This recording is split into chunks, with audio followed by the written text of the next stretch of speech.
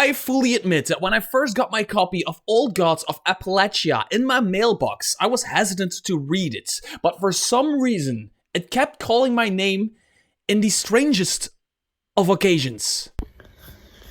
Mr. T.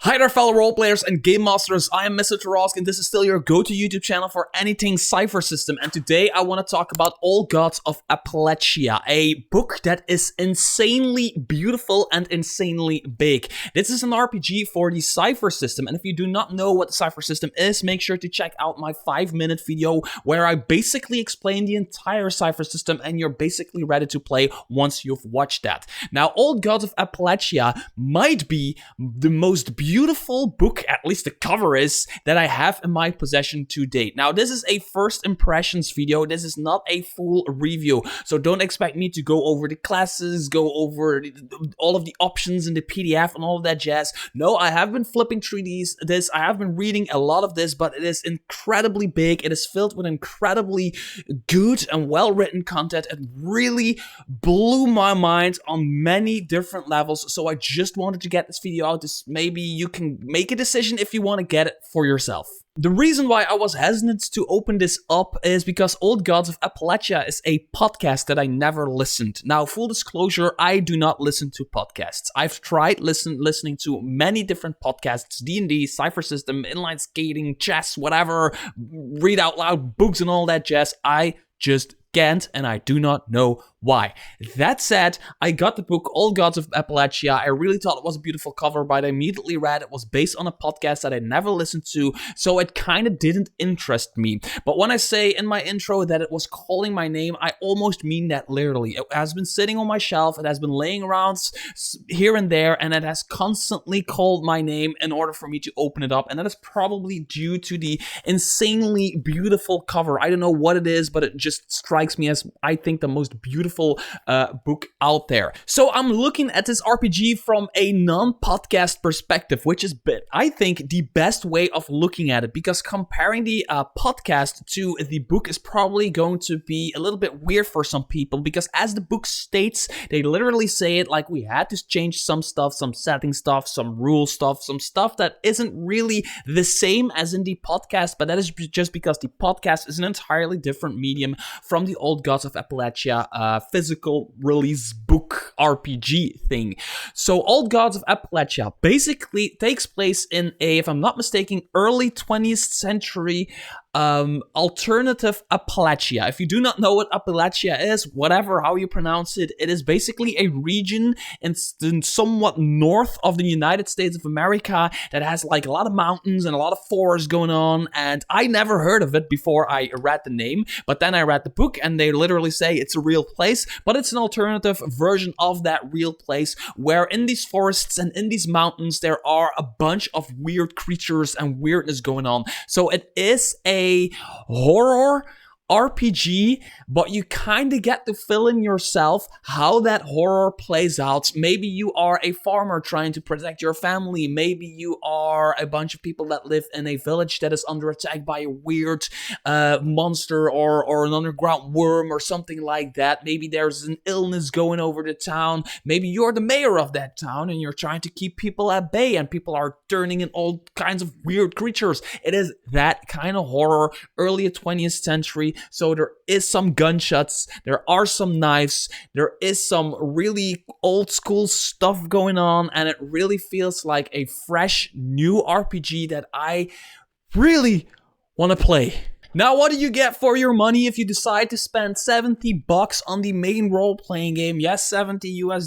That is a lot of money for a book, but guess what? The book is, let me see, the book is first of all extremely beautiful, and it is also 414, 15, 16 pages thick. 416 pages of awesome RPG content, and as we all know, Cypher system content doesn't take up as much space as 5th edition content, which means 414 pages of Cypher system content is basically 893,000 pages of 5th edition content. You also get a fold-out map, like you always get from Monty Cook Games books. First of all, you get the cover, which is something I'd hang on my wall. I really need to get me some of those frames and hang all of these up in my studio. But yeah, this is insane. It's really hard to. This is so freaking cool. I freaking love it. And of course, the back, like always, is a map, and this is a map of the How do you say that? The Appalachian region. So this is the entire region that you get with the big ass physical book. Then if you want to opt in for that, it costs you a bit more money, you can get the player's guide. Now, like always, I'm a little bit stuck between a rock and a hard place when it comes to these player guides, because on one hand, these player guides are really handy to literally give to your player as a guide so they can create their own character, right? But everything that is in the player guide is also in this book. So if you can give this book to your players and your players are able to like promise they won't read all of that other crap, they will only read stuff for designing their characters, it's enough to give them this. This is only usable if you really want to hand these out to your players or get them in PDF and just send everybody a PDF before the first game, so they can get their character created. Now, as opposed to other player guides for other Cypher RPGs like Numenera and all that stuff, they don't give you the types or foci that you can actually use in the game. Those are all in the big book. What they do is they really talk about the setting in here, everything that is for the player to know. They talk about the setting, the magic in Appalachia. They also talk about different types of characters and how you can build them, and on what page of the main book you can find those types, those descriptors, those foci, all of that stuff. And they give you some pre-generated characters already filled in the character sheets in the back, which is actually pretty good. Now, having this is handy for if you want everything the player should know confined into like one little space and not scattered across 416 pages.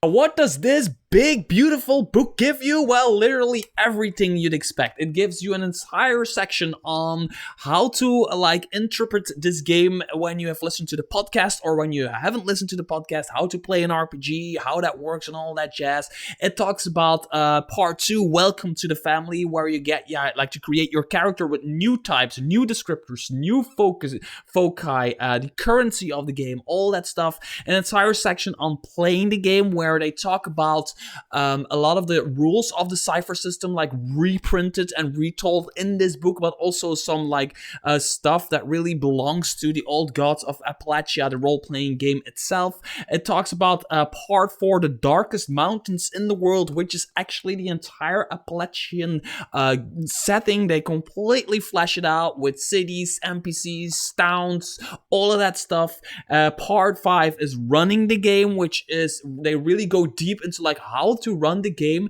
not just from a Cypher system perspective, but also from a Appalachian perspective, like what makes this game basically. Like for example, there's Hain's spirits and other revenants, which I will be talking about in my review probably, which is a really cool system.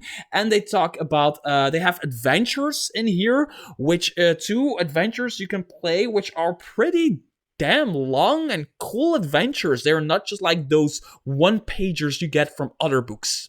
You want examples, don't you? Well, there's 4 new types in here, which is the Protector, the Sage, the Explorer, and the Speaker. Well, they're not entirely new, but they're all entirely built around the old gods of Appalachia RPG. There's new descriptors in here. Some of those are driven, educated, foolish, graceful, honorable, hardy, gracious, industrious, mystical, lucky, loyal, neighborly, harder anymore, yes, offish, outcast, perceptive, rebellious.